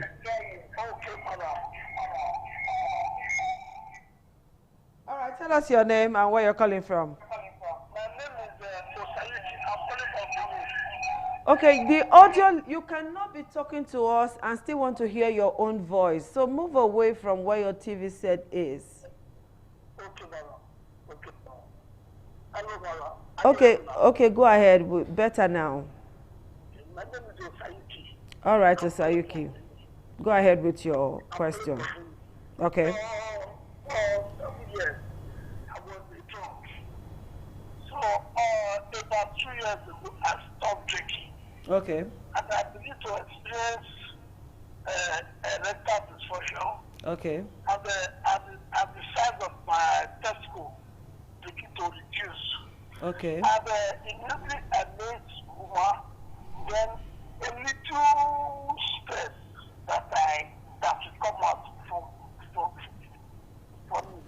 So that is what I've been experiencing. How old are you, please? How old are you? I'm 47. 47. You're still very young. Doctor, are you married? Yes. And you have children? And you have children too? I have only one child. Okay, how old is the child? 13 years now. 13 years. Yes. And you are still marrying the mother, or it's another wife you are with now? Another wife from that side. Okay. Another wife. He said he was drinking and he stopped about 2 years ago. Because now that you said the testis is becoming smaller, that one is another, is most likely a pathology. What I mean is that it's actually a disease condition. Yeah, go ahead and listen to the doctor. Yes, that your testis is becoming smaller is a problem. And it could be hypogonadism. It could also be a varicose. What is the hypogonadism? What is the varicose? You see, somebody just mentioned testosterone. Yes. It's your testis that produces testosterone. And since it's becoming smaller, that might be responsible for the testosterone insufficiency, or no testosterone that is being produced that might be responsible for the erectile dysfunction. And the reason why I was asking whether you have a child is to see whether it has also affected your fertility. Because that is also the site where the semen is produced. And if it's a varicose, it therefore means that the something will have also resulted to azoospermia or low sperm count. Okay. But I will advise you to see a doctor for proper evaluation. Okay, what kind of doctor is he expected to see? Because yes, you can see, and you have to see a urologist as the case may be. Okay. Try to see a urologist. All right, I hope Osayuki got that. You see a urologist so that he can treat you, right? The number is still very much on your screen. It's 08077770300. Doctor is around now. Call. I'm not a doctor. I cannot answer you.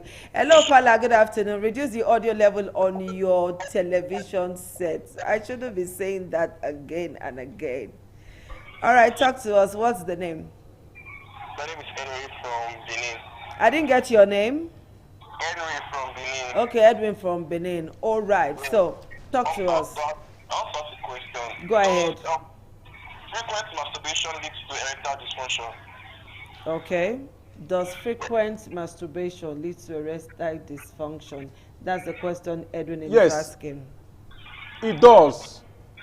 Report has it that frequent self-stimulation, which is a masturbation, though masturbation has been defined as the psychological art of reducing sexual tension. When somebody indulges in masturbation, because of the persistent act, don't forget that this self-stimulation possibly can reduce that, that feeling, because you have already gained attraction or feeling for that self-erotic satisfaction. But with a sexual partner, as the case may be, your affection might be reduced, as the case may be. The reason why it might result to, erectile dysfunction. Okay. Instead, you are already used to that octo, as in self-stimulation, to gain sexual gratification or satisfaction. So yes, masturbation can result to erectile dysfunction. All right, doctor, that happens to be our last call. Last time is not on our side anymore. So in one sentence, doctor, what is your advice to all of those who are suffering from erectile dysfunction? Just one sentence. Erectile dysfunction is a disease condition and cannot be ascribed to be a spiritual cause. That as a man, you find out that your erection has dwindled, or you are no longer as active as you used to be. Therefore, you now begin to ascribe it to a spiritual cause. Village people. It's a physical cause, or it could be a physical or a psychological cause. Not only that, I will use this opportunity to also let viewers also understand that the use of aphrodisiac drugs to boost your sexual mood should be discouraged to its entirety because of the side effects. It can affect the liver, can affect the kidney. So it's better for you to see your doctor to know the cause of your erectile dysfunction. Thank you so much, Dr. Jolly, for finding time to be with us. And for all of those that called, thank you. For those who are trying to reach us, don't worry. Opportunity will come again, but not next week. Next week, we're doing something different. So thank you all for finding time to be with us on this show. We'll see you again on Monday next week, God willing. Bye-bye.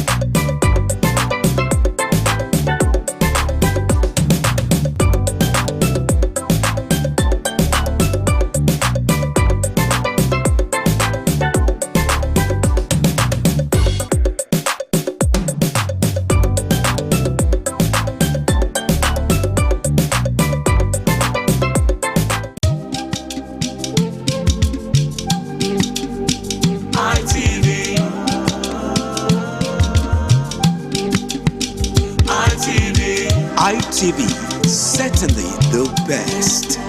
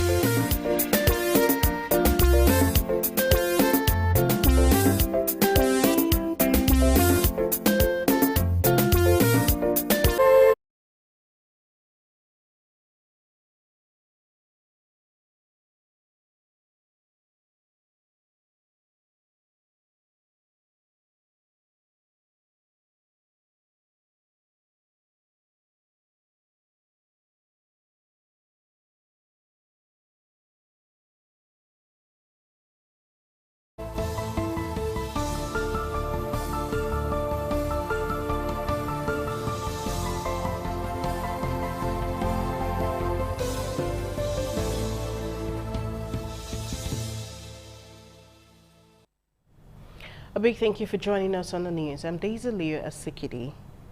The federal government has opened the application portal for the Student Venture Capital Grant, a new national initiative aimed at supporting student-led innovation with equity-free grants of up to 50 million naira. The announcement was made in a statement issued by the Federal Ministry of Education and signed by Borewo Folashade, Director of Press and Public Relations, on Monday. At the launch, the Minister of Education, Tunji Alausa, said the initiative was central to the government's innovation drive. The ministry said the grant is targeted at students building innovations in STEM fields, science, technology, engineering, mathematics, and medical sciences. It added that successful applicants will be placed in a full support system that includes incubation, mentorship, and access to tools.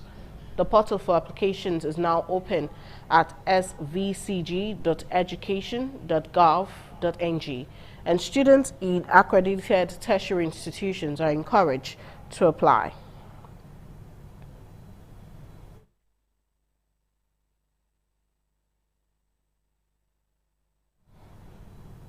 Kebbi State government has confirmed a terrorist attack on Maga Comprehensive Girls Secondary School, where an unspecified number of female students have been abducted. Chief Press Secretary to Governor Ahmed Idris confirmed the incident, noting the details of the attack remain sketchy as authorities work to ascertain the full scale of the violence. Deputy Governor Umar Tafida immediately led a team of government officials and security personnel to the scene to assess the situation, coordinate response efforts, and to provide assistance to victims. Eyewitness report indicates that the terrorists stormed the school premises, firing sporadically, resulting in the death of a staff member and leaving several others injured. Panic reportedly ensued as students attempted to flee the school compound during the attack.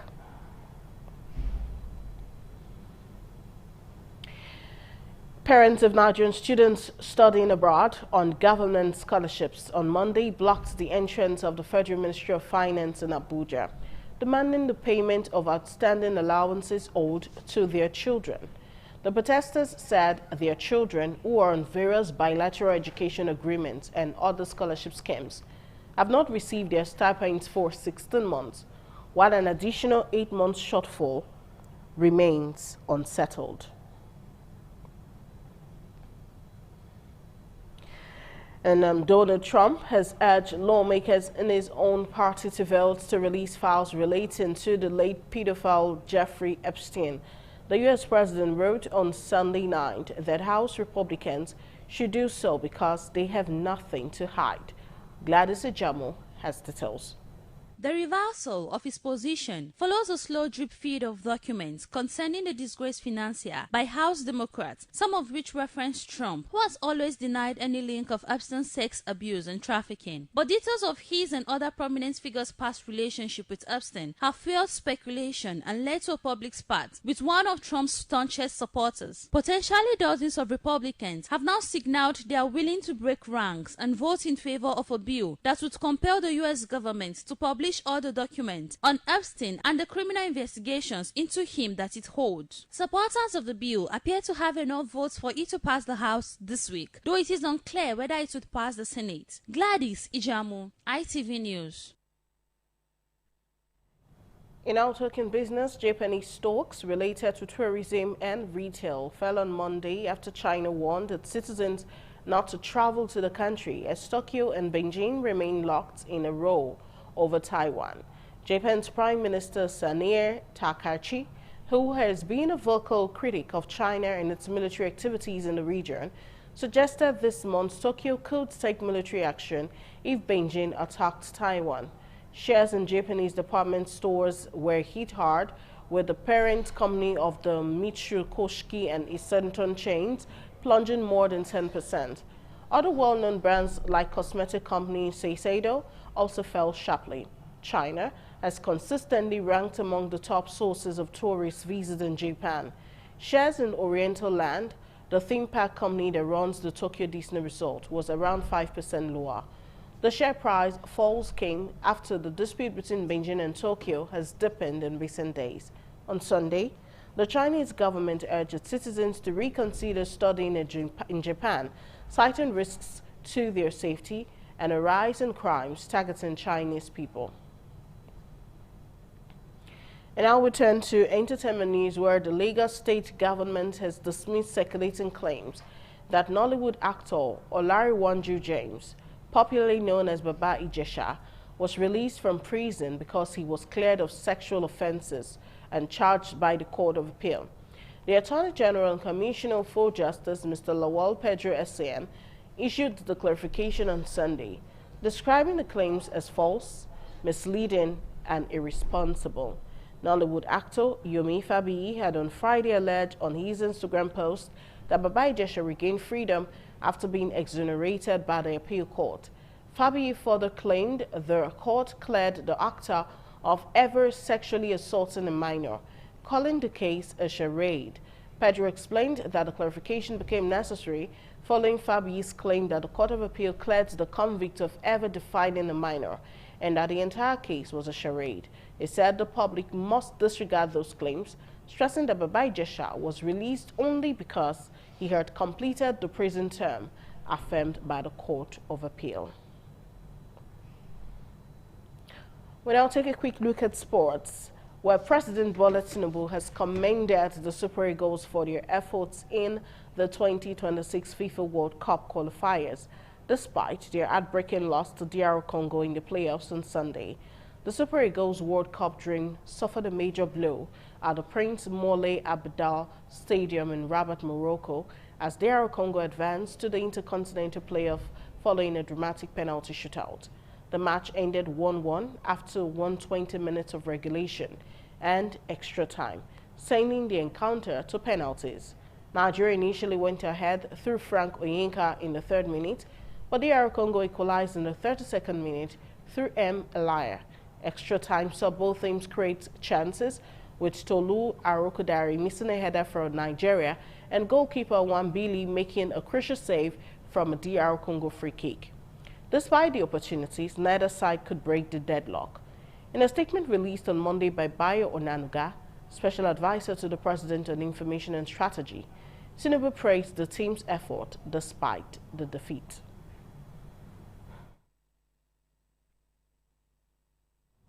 And so we'll conclude the news at 3 p.m. Thanks for watching. I'm Daisy Leo Sikidi. Good afternoon.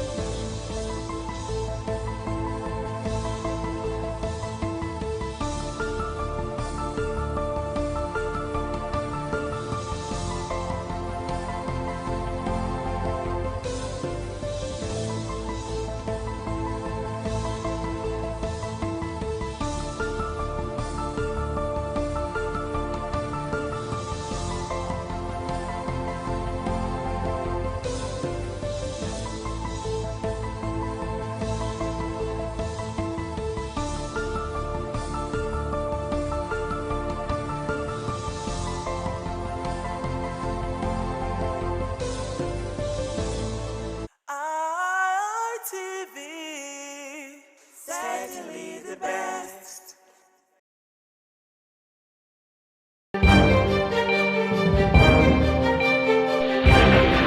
This is ITV. Certainly the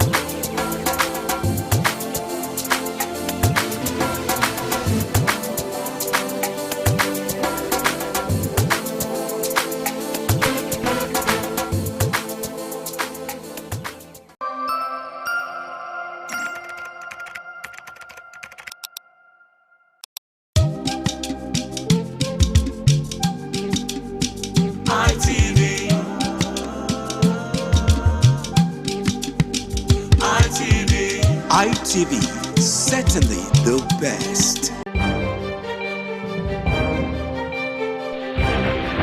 This is ITV, certainly the best.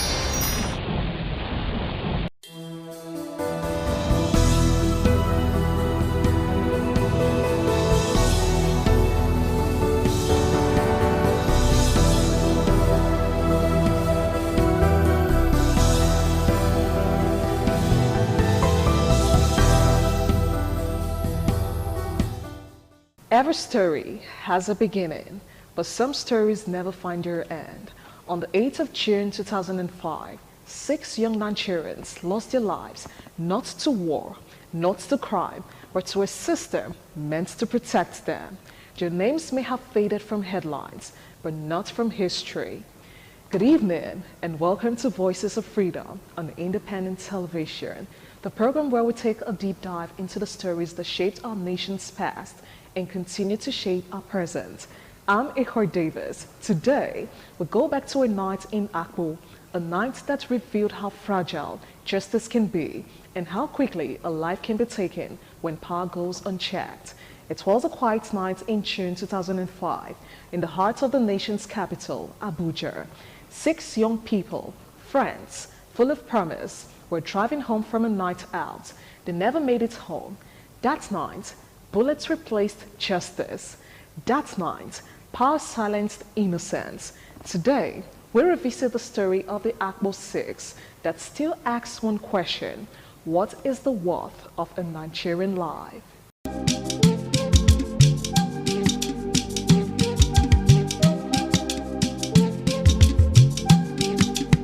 June 7th, 2005. The city slept beneath the dim glow of street lights. In Garki, a car moved quietly through the night. 6 friends inside, laughing, sharing stories. They didn't know that somewhere nearby, a team of police officers was on patrol and that a chance encounter would change their fate forever. But they were not robbers. They were not criminals. They were young Nigerians like millions of others, trying to live, breathe, and belong. But that night, the law decided otherwise. To understand the Akpo 6 killings, we must understand Nigeria at the time. In 2005, Abuja was the face of order. Wide roads, clean air, official uniforms, but beneath the order was fear.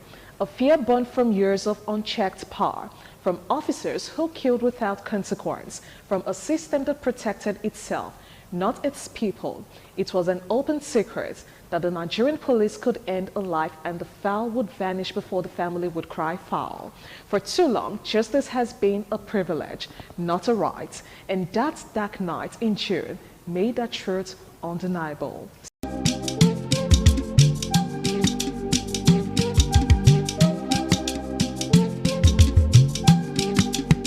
The six friends, Ifeanyi Ozo, Chinedu Meniru, Anthony Nwonkike, Paulinus Ogbonna, Augustine Nwankwo, and Augustina Arebum, had been out to unwind after a long day. They were normal people, hardworking, ambitious, hopeful. Their laughter filled the car as they drove home. But down the same road, a police patrol led by Deputy Commissioner of Police, Danjuma Ibrahim, was making its rounds. The two paths met. Not by fate, but by fury. Earlier that evening, one of the officers had made advances towards Augustina. She refused him with the quiet dignity every woman deserves. But that refusal bruised his pride, and in the darkness of his anger, he made a promise, a deadly one. The patrol team flagged the car down. There was confusion and then chaos. Gunfire tore through the night air. 6 young people, unarmed, pleading, were executed in cold blood. Before the echo of the last shot faded, a story was already been written, a false story.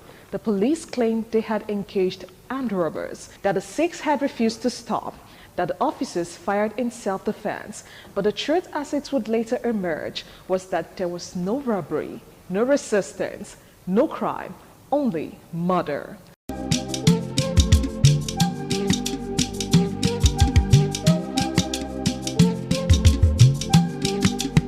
The next morning, the news broke. 6 armed robbers killed in Abuja, the headlines read. But those who knew the victims cried foul. They knew those were not robbers. They were friends, students, sons, a daughter. Mothers screamed, fathers begged for answers. But the silence from the authorities was deafening. For many Nigerians, this was not new, but this time, something was different. This time, the nation paid attention. Outside an old courthouse, when the truth began to unfold, the public erupted in anger. Human rights groups demanded answers. The media called it the Akbo killings. And for the first time in years, the Nigerian government could not ignore the noise. President Olusegun Obasanjo ordered an independent judicial inquiry led by Justice Olasumbo Goodluck. It was a bold step, one that promised accountability, or at least the illusion of it.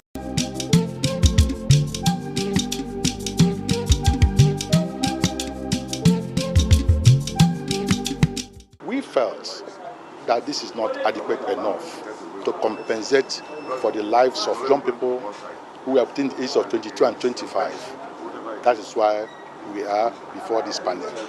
The criminal trial went on for 13 years. At the end of the day, out of the 6 of them that were arraigned before the court, 2 were sentenced to death, 4 were asked to go home. Not that you should not go home and sin no more because they sinned, but they were asked to go home. We are asking the panel, review this money you gave to the families to assuage their sufferings and problems they are going through, seeing the people that were killed were their breadwinners. We asked in that paper that was 200 million of each of the families. The inquiry was only the beginning. Years of court battles followed, trials delayed, evidence lost, witnesses intimidated. Some officers walked free, others were transferred or even promoted. The families waited through grief, through disappointment, through silence. 12 years later, only 2 policemen were sentenced to death. The rest escaped accountability. 12 years for a crime witnessed by a nation. 12 years for 6 souls buried before their time. We are happy that at least we've come to the end of this matter. Judgment has been delivered today. Incidentally, some of the accused persons have been found guilty. And you know, for us, the relevance of this case is to demonstrate to Nigerians that this issue of extrajudicial killing is a very serious one.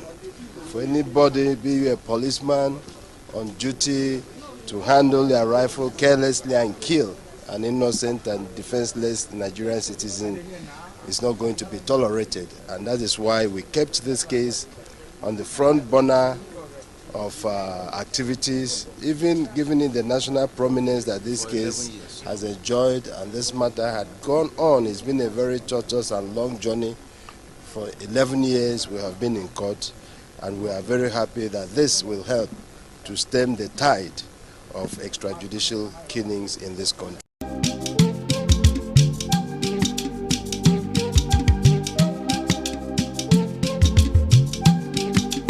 The inquiry peeled back the layers of lies. Witnesses after witnesses came forward. Police record didn't match the story. Ballistic evidence told its own truth. There had been no crossfire. The bullet came from only one side, the police. The report was damning. The Apo 6 were innocent. They had been executed deliberately and the police had lied. But in Nigeria, truth does not always bring justice. The story of the Akpo 6 is more than history.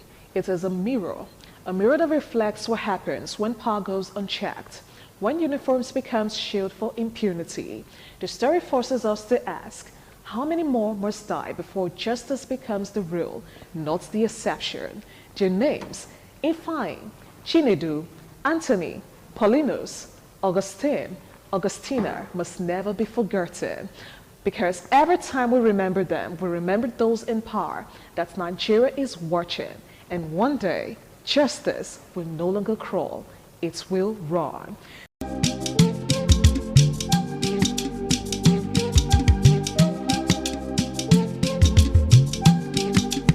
Time passed, but the pain did not fade. The families visited the graves, still asking, why? Why did our children die? Why did their killers live freely for so long? And as they waited, more names joined the list. More sons, more daughters, more innocent Nigerians cut down by those meant to protect them. The Apple 6 became a symbol, a reminder that without reform, every citizen is a potential victim. Their blood marked the beginning of the movement that would rise years later, the EndSARS protests, carrying their memory in every chant for freedom. As far as we are concerned, the matter is very clear. You have seen it, what has happened before the panel, that there is no element of cause of action at all. This is a matter that has since been resolved judicially, and all the processes required has been concluded. It is so frivolous. That's one of the vexatious matters I've ever come across. And let me say this.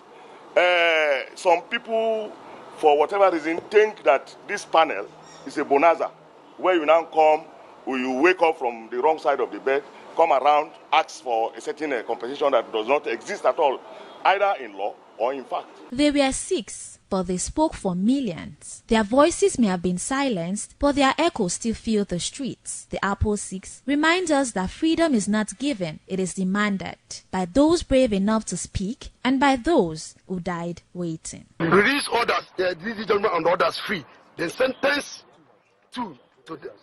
It's very, in fact, we didn't understand. They will tell us the reason why. We don't know the reason why.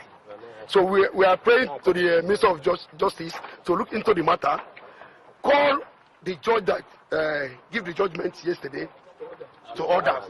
We do not know, and we are not in a position to criticize the judgment or to applaud the judgment.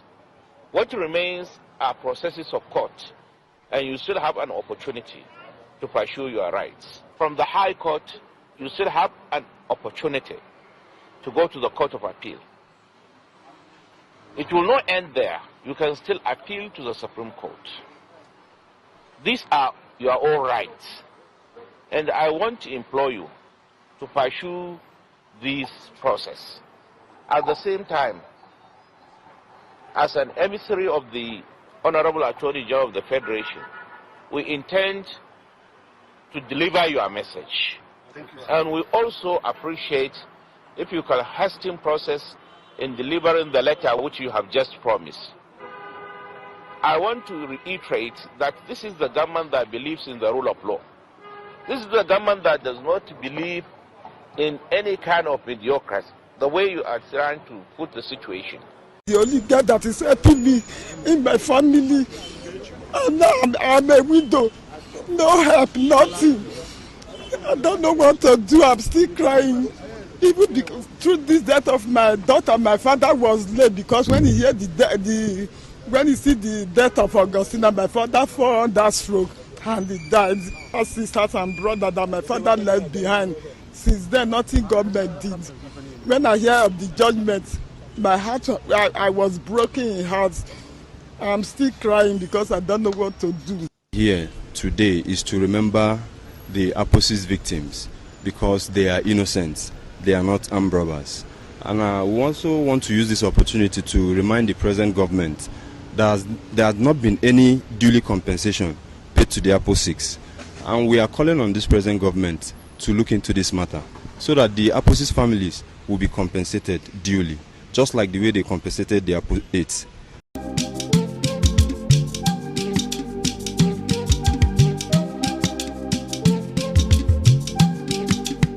Today, we have revisited a story that shouldn't have happened, a story that still bleeds quietly in our national memory. The Apo-6 were more than statistics. They were sons, brothers, friends, humans whose dreams ended on a dark Abuja road. The story is not just about police brutality. It's about what we value as a people, how easily we forget, how quickly we move on, and how rarely justice reaches the common man. I'm Ahoy Davis, and this is Voices of Freedom on Independent Television. Let's do this again, same time, same place, next week. Till then, bye for now.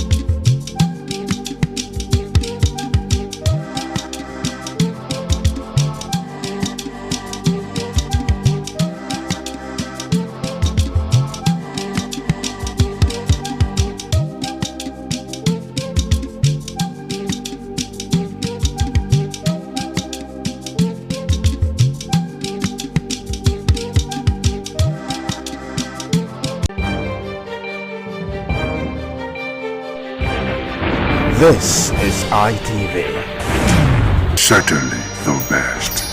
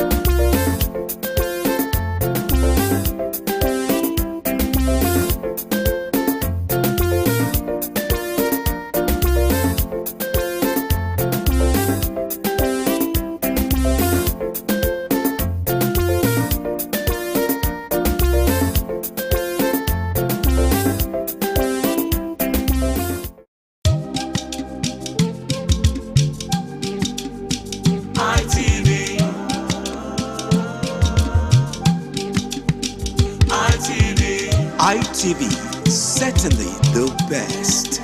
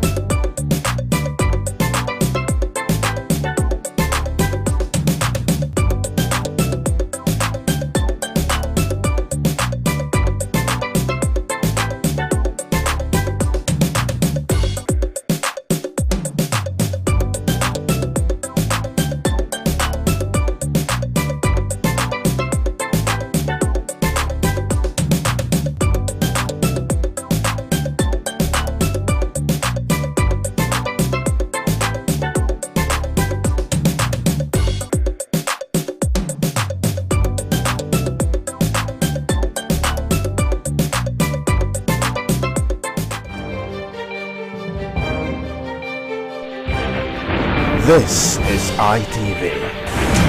Certainly the best.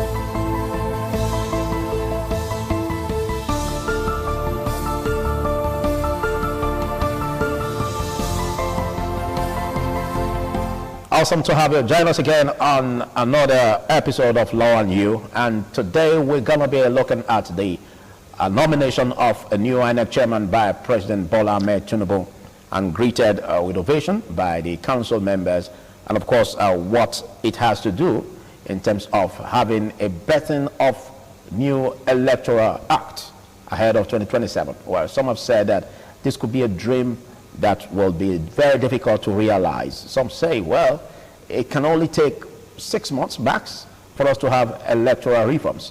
But what does the Constitution say, and how can we make it right? I have a constitutional lawyer with me to look into this with us on today's episode of Law and You. And don't forget, we always bring you the spotlight to make sure we clear gray areas and deepen your knowledge about the law as regards concepts. And this time around, we're looking at how to make sure we have electoral transparency in our electoral process. My name is Philip Omo Gyukmo, and I have with me a Notary Public of Nigeria, and of course a constitutional lawyer and former SSA to the governor of Edo State, strictly on legal matters. Adams Aliyu, welcome. Thank you, moderator. Good day, viewers. It's nice being with you. Previously, we spoke about the outgoing INEC chairman in the person of Mahmoud Yakubu, and of course today we have the nomination of a new INEC chairman by President Bola Tinubu in the person of Professor Josh Amupitan. How do you grade this development, and of course what do you see as a green light for electoral reforms ahead 2027 elections? The outgoing, or rather outgone INEC chairman Yakubu Mahmoud set a record. He had 2 terms of 5 years each, combination 10 years. Otherwise, when we were preparing for independence in 1958, Ephraim Akpata was INEC chairman. That time it was called REC. Yeah.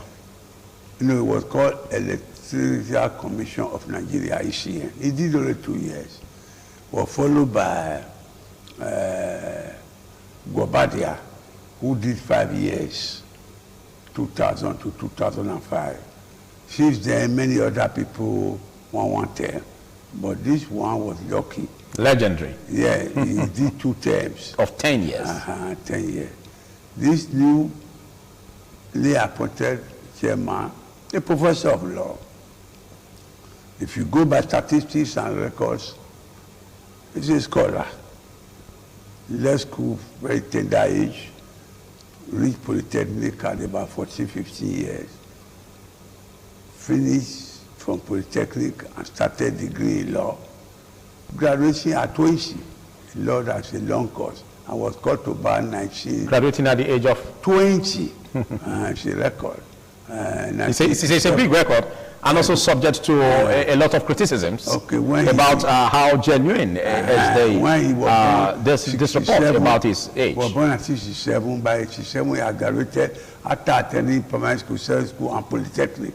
And he was called to buy in HCH at the age of 21. It's a record, but it's another thing. That shows he's a genius. Of the facts. But he has been professor of law. And we are saying, if you disagree the body of proof, onus probandi, let's give him benefit of doubt. This is a Herculean uphill national task to organize election for Nigeria. Section 1, Chapter 1 of the Constitution says that the Constitution is supreme. It has binding effects on all Nigerians. And it is this Section 1 that gives supremacy of the Constitution, that empower the president to appoint an INEC chairman, and is equal to bring it forward to the Council of State, and who are members of the Council of State, former president, former heads of state, Speaker of House of Rep, Senate President, governors, etc. And the president is equally the chairman of that Council of State. So it's like being a judge in his own case. Memo Judes in court as well, because he's to bring it to them. And then from there it will go before the Senate. And the Senate itself, if they are attempted to be factual, they will ratify. So in all this, when there's equity, come with clean hands. The new national chairman, Mkweton, where geographically he's from North Central, even though he's from the Yoruba-speaking side of Kogi State, but geographically he's in North Central. And he's supposedly apolitical, does not belong to any political party. And as a professor of law, who has all it takes, we expect him to be inviolable, not to be corrupt, not to be influenced. Exactly where I'm going now. How do we draw a dichotomy? Because if we look at the provisions of the law that gives room or powers for the president to appoint an INEC chairman, some have said, well, critically, that could also give room for a huge executive influence on that body, the electoral umpire.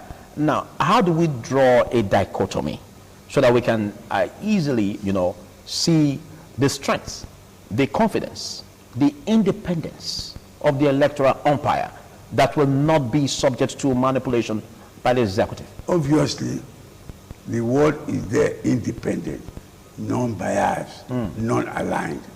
But that's just the way it is. But in practice, it's not so. That's what we call de jure. In law, the president is to appoint, and the person appointed is de jure, non-aligned.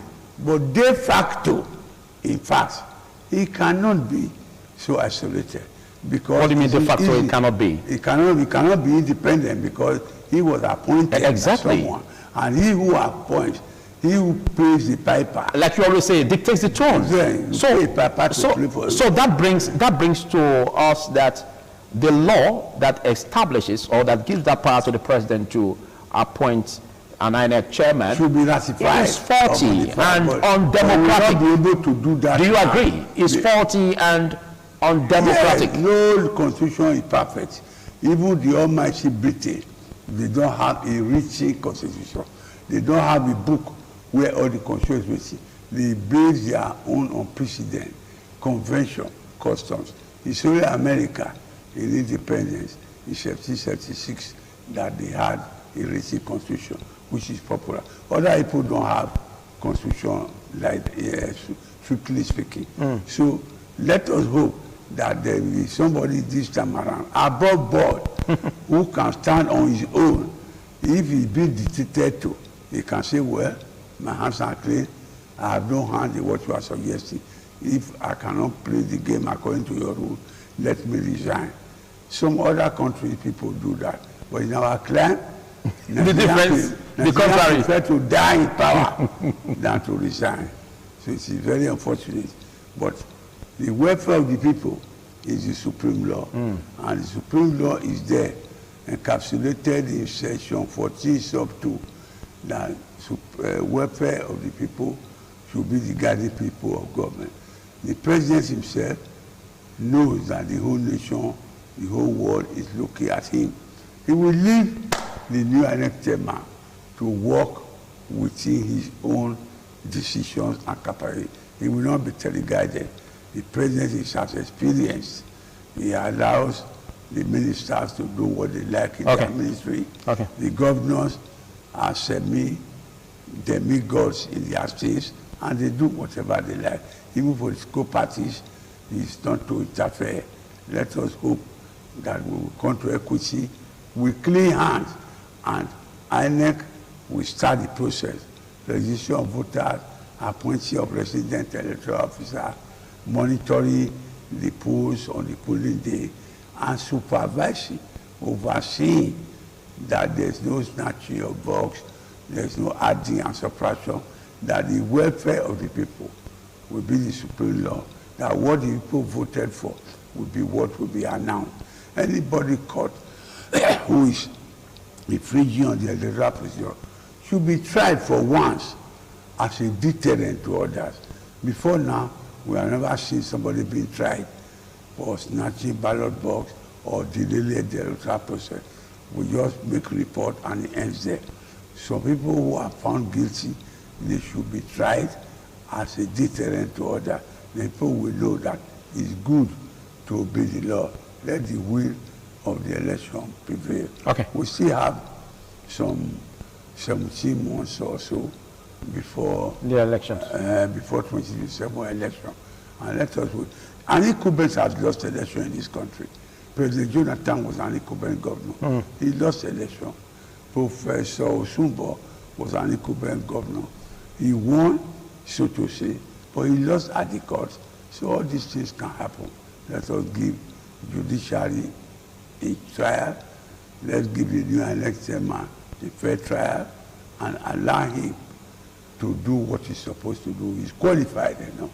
Okay, we've always had challenges in the electoral in our conduct in terms of electoral process. We've always wanted it to be transparent, free, fair, credible. But in the history of elections, we hardly see that, But let's look at the challenges before Professor Josh Amopita in building on public confidence on the electoral umpire. So what do you see as what he should do in the process of building confidence?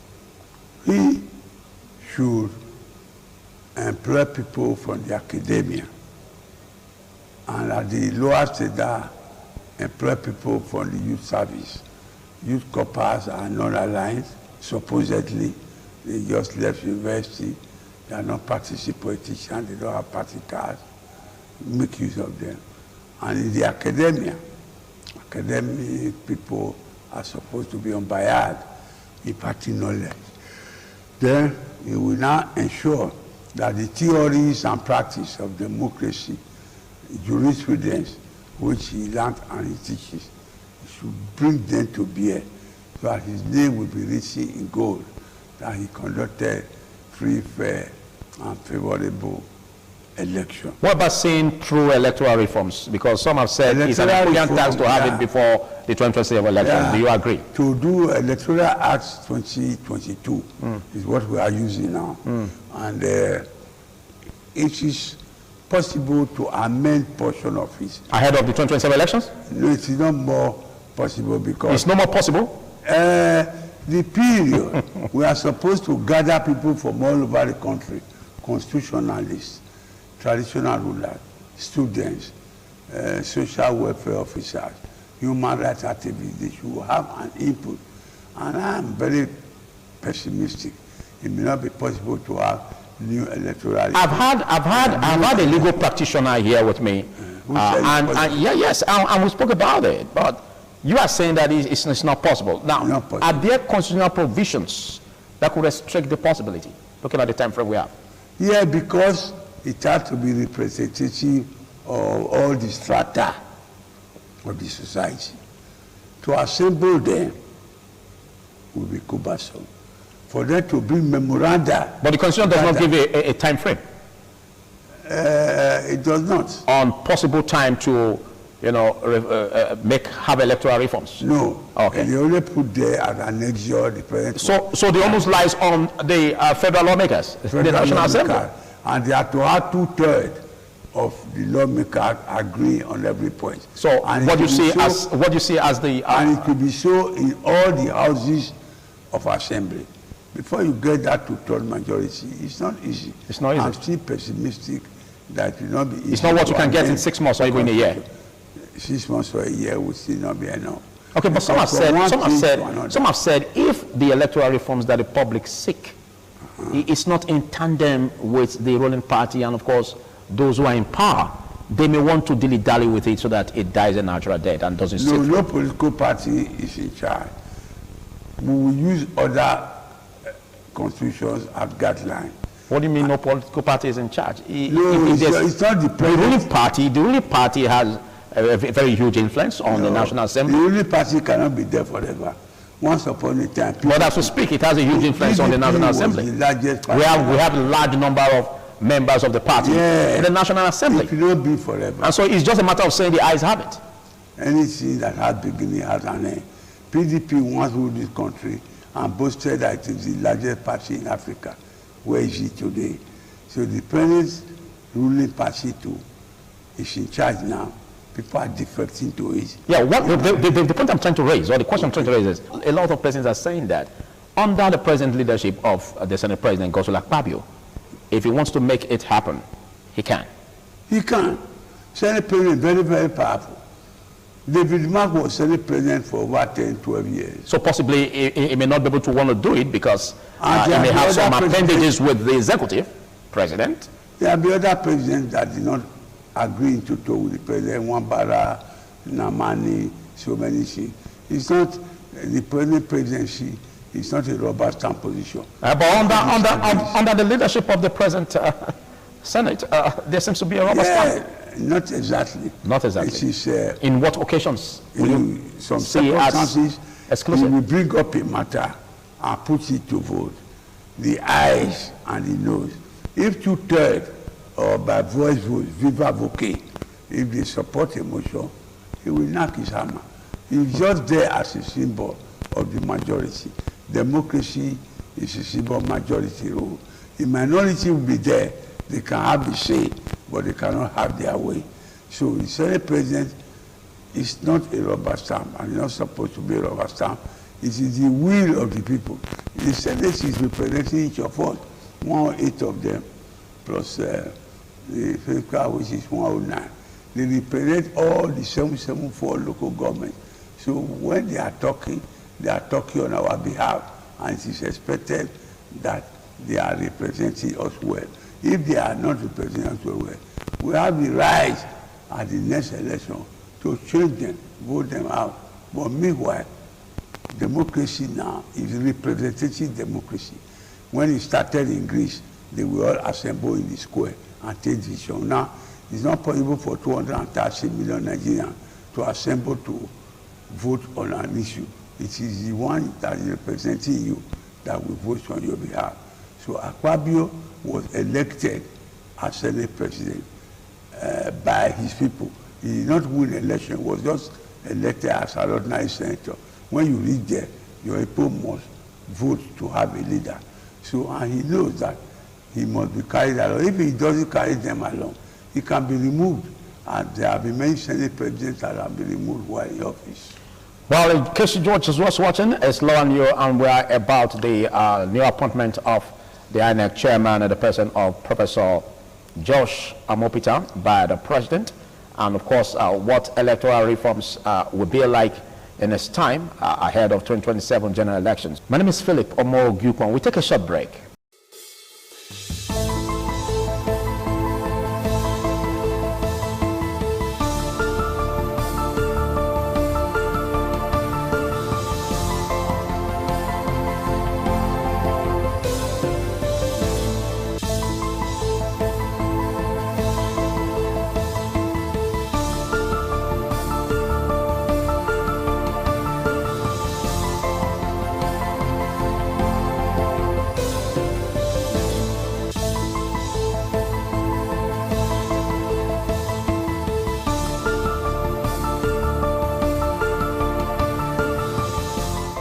Good to have you join us once again. The program is Law and You. Now let's quickly have a different knowledge about what is before the INEC chairman. Now, there's been this challenge where having electoral offenses, tackling the aspect of where political parties offend the law or they violate the constitutional provisions, and then we see them having their way through without being prosecuted. A good case is the aspect of vote buying, for instance, that has not been able to see through prosecutions. and also getting the culprit, go through justice and make sure that they are punished or reprimanded for what they did. Now, what do you see as what could be coming up under the present leadership of the new INEC chairman? What do you see as changes that should be made in this light? The new INEC chairman should take the bull by the horn. In most cases, there are speculation, vote buying, bribery, corruption, ballot snatching. No one has had empirical experience to prove it, to go to court to say that he saw A giving money to B, vote buying. He saw B snatching ballot box. He saw resident electoral D amending result. All these are the speculation. Okay, what about the aspect of early campaigns, starting early campaigns? We see billboards about everywhere about governors talking about the president in 2027. Are these not signs of campaigns? Does it not show that the ruling party is violating this electoral provisions? Talks of campaign 150 days before the election. If the election is going to be February 2027, it means that 150 days. Okay, so which means from what you just said by the provisions of the law, it means that even the ruling party is already contravening the provisions. No, they are not. What I'm saying, it is 5 months officially before February 2027 that campaign should start. But we have over 16, 15 months. Is it months. the party that is campaigning or the individual? Okay. Because the Constitution says it is the party that can campaign. Okay, but we have more than 5 months to the election. In the ballot paper, you have no names there. You have no photograph there. You only have the picture, the symbol of the party. So if an individual is campaigning, it goes to no issue because there will be no individual to contest the election. It's only the party. No. Let's get it right. Okay. You are saying that according to the provision of the law, we have about 5 months before election for campaigns to commence. Yes. 5 months to elections for campaigns to commence. No. But as we speak, we are not there yet. That's what I'm saying. And now we are having campaigns. It's the individuals that are campaigning, not the political party. Is there no law that can tackle that aspect where individual campaigns can be? That's what I'm saying. For the individual, there's no law because the Constitution recognizes political party to start campaigning. It is the party that will forward a candidate's name to INEC. It is a party that will announce its candidates. And so if individual is campaigning, he's on his own. Okay, what about the billboards we see? What about the billboards we see? The billboards? Yes. Of individuals? Well, basically not individuals. Could also be state governments. But not your political party. It is the political party that is allowed to campaign by Section 65. Okay, what are the electoral reforms do you see that should be coming up ahead of 2027 in order to correct the anomaly of the 2023 elections? Then, one, if any political party is campaigning before the time, it's ultra vires. Okay. It'll be disqualified from contesting the election. There are many political parties, and many parties have been disenfranchised. All right. If they break the electoral rule. There is an electoral rule before the election, during the election, and even after the election. And even when the results are announced, it is subject to judicial review. Okay, thank you both. Thank you very much for taking that time to be part of this. Well, I'm afraid there's much we can take under this episode of Law and You. We'll do the same time next week.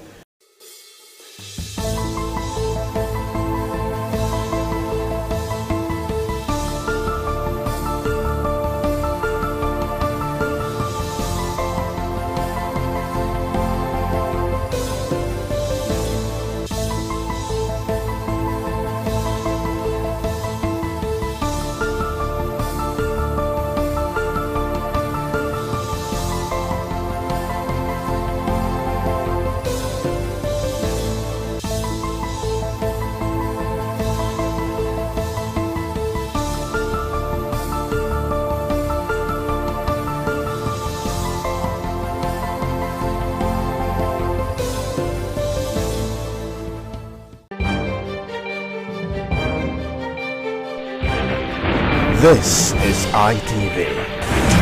Certainly the best.